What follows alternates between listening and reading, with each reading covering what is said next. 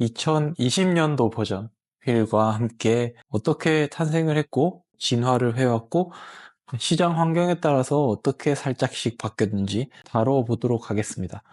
많은 분들께서 국내에서도 그리고 해외에서도 필립 휠 중에 제일 고가인데 옳다가 더 가볍고 이 휠이 더 무겁지만 더 비싼데 어떤 휠을 고르는 게 좋을까요? 하고 많이 문의를 주시는데요.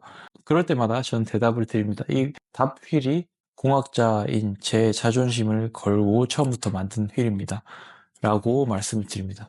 사실 그래서 이제 해외 사이트의 현재 메인은 여전히 화면을 이분할해서 왼쪽에는 감성, 오른쪽에는 이성 이런 식으로 되어 있습니다. 그래서 감성의 파트를 또 차지하고 있는 게 이 답이고요. 휠랩은 이성에서 출발을 한 그런 브랜드입니다.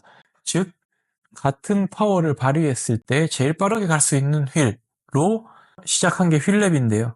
그렇게 하다가 이제 사실 감성의 영역을 건드리기 시작한 게 답이라고 볼 수 있습니다. 답은 이성적으로 공학자의 모든 것을 걸고 디자인을 하고 기획을 했지만 성능적인 측면에서 타보면 감성적으로 이 디자인뿐만이 아니라 그 휠이 주는 느낌 자체가 승차감이라고 표현되는 그 편안함 뿐만 아니라 반응성이라든지 뭐 댄싱할 때의 느낌이나 라이더에 얼마나 쉽게 반응을 해주냐 같은 그런 감성적인 느낌부터도 이제 다르다고 이제 표현을 할 수 있겠는데요.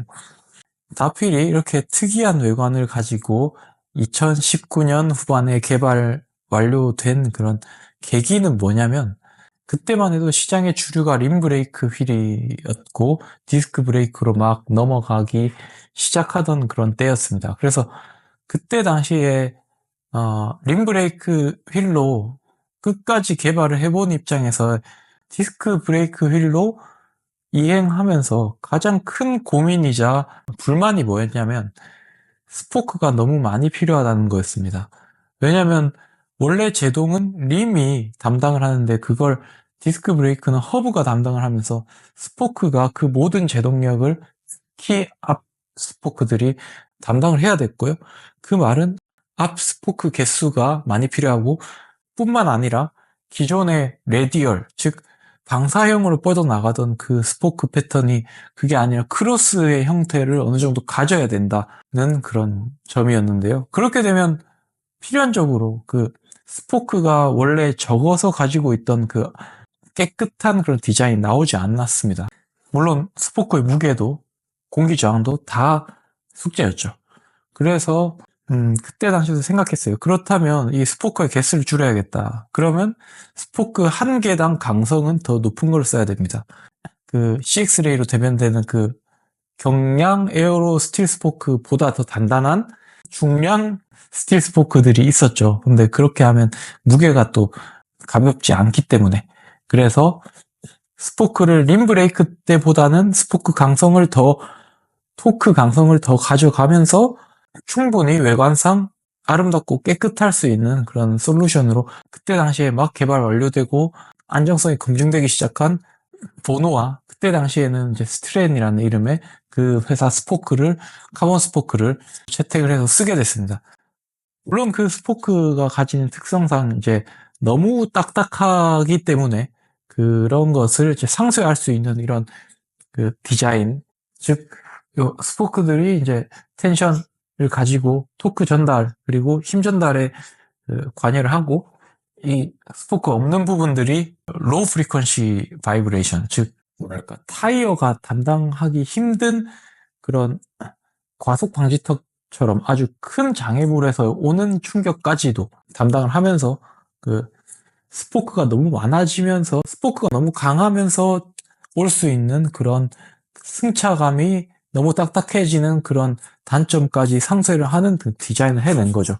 그렇게 개발된 그 실제 저희 1세대 답 디스크 휠은 2, 3년 전부터는 실제 타이어 폭이 30mm, 즉 28C라고 나오죠. 그 타이어들을 더 선호하는 그런 시장의 흐름에 맞게 림폭도 조금 더 넓어졌습니다. 많은 분들이 28C를 쓰는 입장에서 25C에 최적화된 림을 계속 고수할 수는 없잖아요. 그리고 작년 말부터 해서 새로 나온 저희 세공 버전은 폴리시된, 그리고 지금 여기도 사실 카본 패턴이 보이긴 하지만 그 마감재가 올라가 있거든요. 마감 페인팅이 아예 없는, 그 완전히 그 페인트 무게까지 줄이고 그리고 폴리싱을 통해서 약간의 광을 더 낸 그런 버전이 있는데, 그 버전은 페인트가 있는 처음 출시했던 2020년도 당시에 1339g보다 지금은 훨씬 가벼워진 1270g도 버전이 있습니다. 물론 그 페인트가 없는 것을 달성하기 위한 그 공정이라든지 카본 원사 등급의 차이, 이런 것 때문에 가격은 좀 차이가 있지만요. 답이 저희 2020년에 처음 나왔을 때는 사실 분들만 사셔도 됩니다라는 포지션이었습니다. 그래서 그때 당시에는 많은 메이저 회사의 그런 휠들 중에서는 라이트웨이트 코리마의 최상급 휠 빼고는 다 저희 휠보다 다 낮은 가격대였습니다. 그 정도로 저희는 성능이나 미관이나 모두 자신이 있었고요. 그렇지만 이제 저희는 몇 년 동안 가격을 올리지 않고 쭉 왔는데, 그렇게 하다 보니까 다른 회사 휠들이 기존에 저희 탑디스크 휠보다 뭐 한 100만 원 정도 이상 쌌던 휠들도 현재는 더 비싸져 있는 그런 상태인데, 좀 너무 빠르게 인플레이션이 반영이 되는 것을 좀 좋아하진 않아서 살짝씩만 가격을 조정을 하고 있는 상태고, 2024년에는 요 탑디스크 휠이 영광스럽게도 세계 거의 뭐 2대 바이크 쇼 중에 하나죠. 타이페이 사이클에서 디자인과 혁신상을 수상을 이렇게 했습니다. 디자이너가 물론 아니지만 제가 엔지니어링을 하면서 완전히 처음부터 생각하면서, 즉 여기 타이어를 끼는 요 바깥쪽은 정해져 있고, 그 다음에 왼쪽에 디스크 로터 들어가는 것, 오른쪽에 스프라켓이 뒤에 들어가는 것, 요것만 정해져 있고 나머지 전부 백지 도화지에서부터 시작을 해서 어떻게 하면 예쁘면서 정말 제일 빠르고 단점일 수 있는 디스크 브레이크의 그 승차감도 잡아낼 수 있는 그런 휠을 만들까 해서 탄생을 했던 게 탑디스크 휠이고요. 세공 버전의 탑이라고 해도, 그러니까 기존의 탑보다 더 가볍다고 해도 올타보다 여전히 무거운데요. 그러면 올타가 낫지 않냐라고 하는 분들이 여전히 계실 텐데, 이렇게 대답을 하면 좋을 것 같아요. 만약에 자전거의 절대적인 무게가 제일 중요해서, 말하자면 조립하고 그 바이크 빌드하고 저울에 달았을 때 그 무게를 측정을 해서 보여야 된다고 하면 당연히 올타가 좋습니다. 근데 절대적인 무게 말고요, 그 탔을 때 진짜 가볍게 느껴지느냐는 놀랍게도 이제 탑디스크가 올타보다 훨씬 가볍게 느껴지고, 그리고 강성은 덜 하지 않느냐 하면, 물론 수직 강성은 덜 해서 승차감은 올타보다 더 좋지만 힘 전달이나 이 반응성, 민첩성 이런 게 다 올타보다 좋습니다. 처음 제가 이 모델의 프로토타입을 타고 바로 느낀 점이 그거였어요.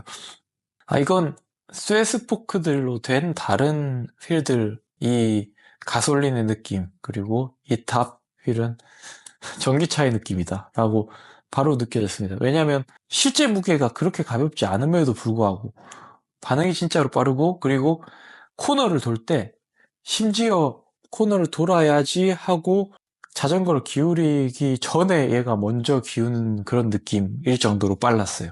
카본 등급은 2020년도에 출시할 때 이미 T800급을 사용을 했었고, 지금은 이것도 노하우이자 레시피일 수 있기 때문에 공개를 하지 않겠지만 대략 말씀드리자면 T1000보다는 높은 것들이 쓰입니다.